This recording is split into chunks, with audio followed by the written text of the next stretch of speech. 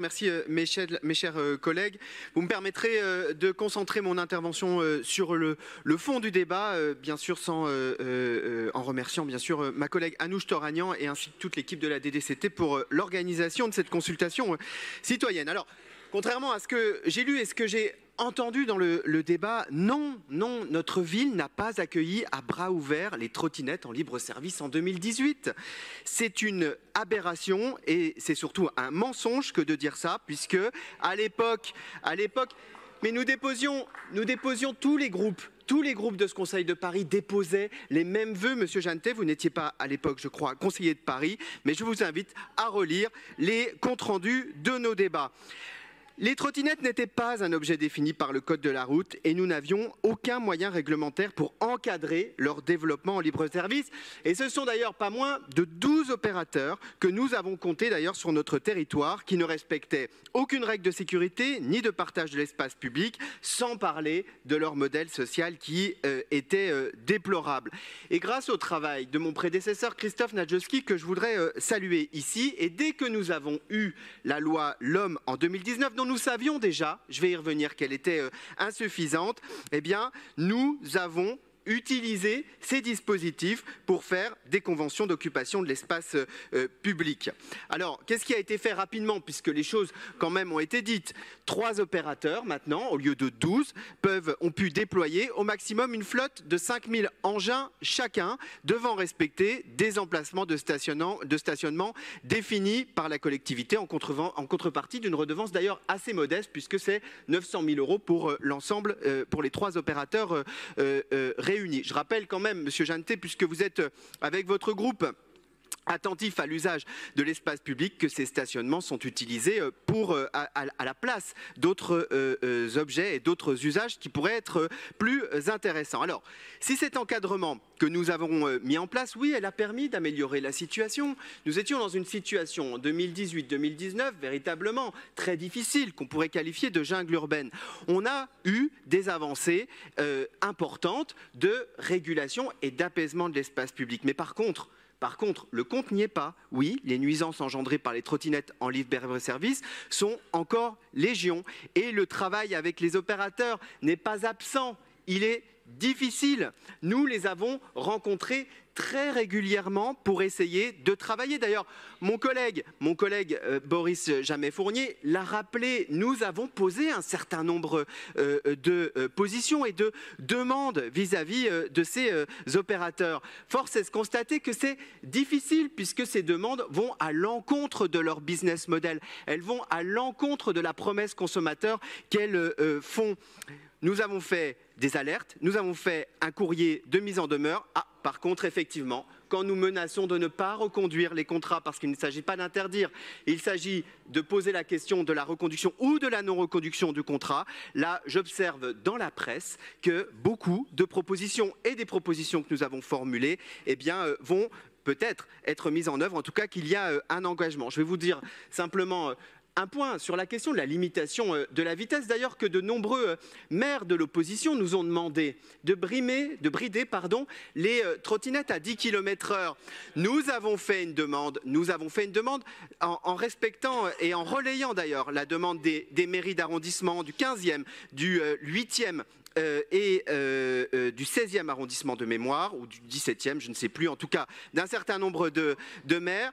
Eh bien, nous avons fait une demande de réduction de ces trottinettes. Cette demande n'a pas été respectée par les opérateurs de trottinettes. Non, elle n'a pas été respectée. Attendez, juste un instant. Monsieur Jeantet, on vous a écouté sérieusement. On a écouté sérieusement, sans vous interrompre.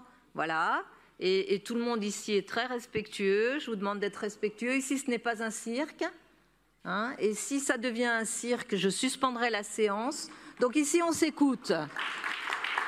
Monsieur Belliard. Merci. Merci, Madame la maire. Alors la première conséquence de ces difficultés, c'est la sécurité ou plutôt l'insécurité. Juste quelques chiffres de la préfecture de police. 2020, 294 accidents dus aux trottinettes électriques, 318 en 2021, 408 en 2022. Alors bien sûr, Toujours important de rappeler que la quasi-intégralité des accidents mortels est liée aux véhicules motorisés, type voiture, poids lourd ou deux roues motorisées. Mais ces mauvais chiffres liés aux trottinettes participent à créer un climat anxiogène dans l'espace public. Et dans un contexte, oui, de complexification des mobilités, c'est un sujet qui est majeur. Alors ce bilan, c'est d'abord le bilan de la régulation, ou plutôt de l'insuffisance de régulation permise par l'État et par le gouvernement. Après 3 ans, le constat, nous, en tout cas, c'est ma position, il n'est pas bon.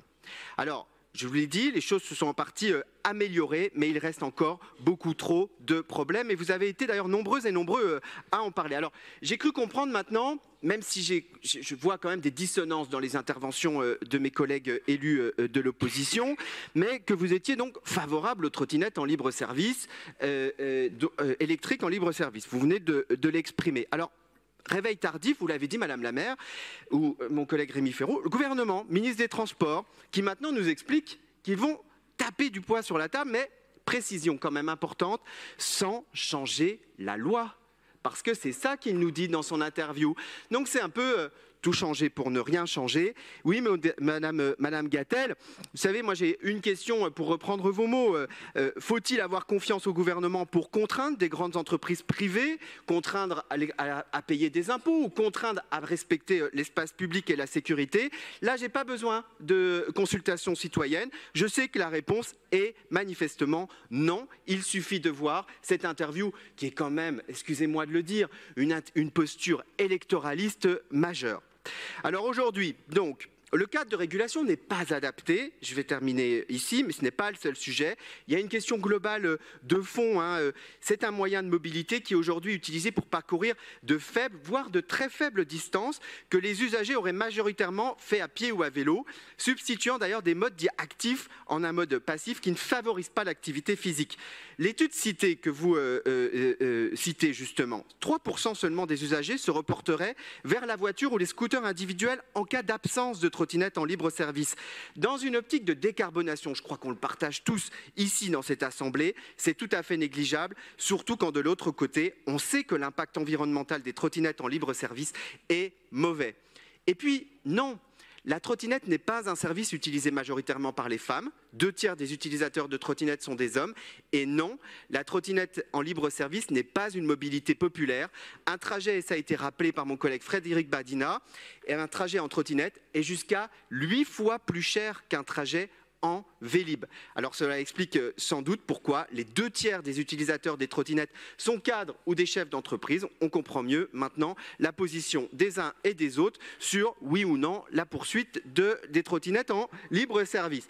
Donc, la question qui est posée, effectivement, c'est notre modèle de mobilité décarbonée. La question plus large, c'est avons-nous vraiment besoin de ces trottinettes en libre service?